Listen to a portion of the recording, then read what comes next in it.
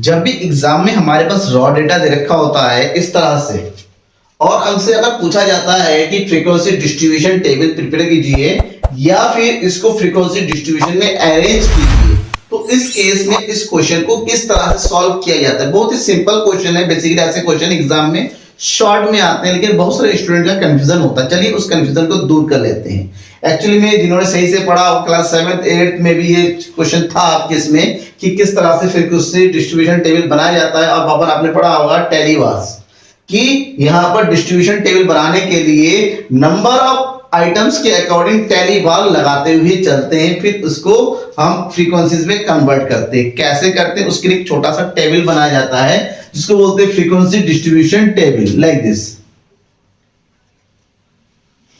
Frequency distribution tables. ठीक है, अब यहां पर क्या किया जाता है ना, लिखा जाता है। एक तरफ हमारे पास है एज, यहां पर आप लिखेंगे टेलीवार्स और यहां पर लिखेंगे हम फ्रीक्वेंसीज।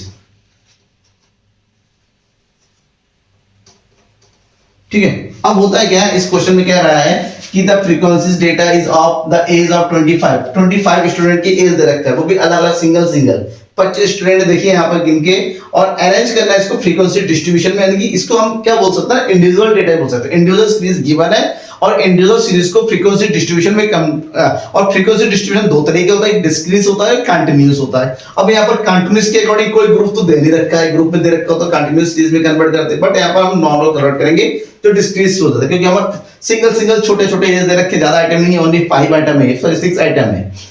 अब जब हमारे पास जो एज दे रखे, जो नंबर दे रखे, वो देखिए 15, 16, 17, 18, 19 और 20, इतने ही आइटम है, इसके अलावा कोई बाहर का नहीं है। तो अब इन एज को हम यहां पर लिख देते हैं। सबसे पहले क्या है, 15, 16, 17, 18, 19 एंड 20।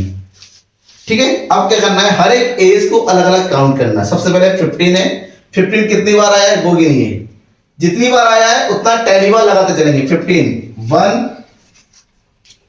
इधर हो जाएगा टैली बार 1, 15 2, 2, ये हो जाएगा 3, फिर हो जाएगा यहाँ पर 4। एक रूल होता है टैली बार का, जैसे ही 5 बनता है 5 को उसको क्रॉस कर दिया जाता है। ठीक है ना, और ये हो जाएगा आपका 5 आ रहा है तो 5 को क्रॉस कर दीजिए, ये हो जाएगा आपका 5 है। फ्रीक्वेंसी नंबर कितना हो जाएगा, दैट इज 5। ठीक है, 5 हो गया। अब 16 की बारी है। 16 1 2, ये हो जाएगा आपका कितना 1 2। ठीक है, अब फिर गिनिए 3, इधर हो जाएगा 3 4, दैट इज 4 5, ये भी हो जाएगा 5, दैट इज 5 आइटम, राइट। अब आप करते हैं 17 की। 17 ये हो गया 17 1, और ये हो गया 2 1 2 3, ये हो जाएगा 3 4 ये हो जाएगा, और हो जाएगा 5, ये भी हो जाएगा 5 आइटम। ठीक है, नाउ 18 यहां पर भी है 1 2 1 2 3 4 3 4, ये हो जाएगा 5 काट दीजिए, और दिस वन 6, ये हो गया 6 आइटम।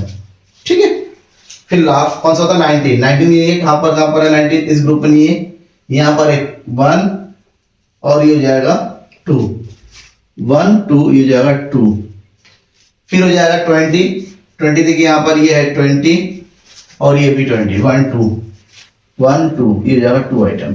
ये फ्रीक्वेंसी टेबल हमारा तैयार है। अब हम क्या करेंगे, टोटल लास्ट में टोटल जरूर कीजिएगा, इससे हमारा आंसर मैच होगा, क्योंकि हमारे पास 20 स्टूडेंट्स है, 25 स्टूडेंट है, तो इसका फ्रीक्वेंसी का टोटल 25 के बराबर होना चाहिए। देखिए है कि नहीं है, 5 5 10 5 15, सॉरी 15 और ये हो जाएगा आपका 15 और 6 21 और 4 25, पूरा सही है।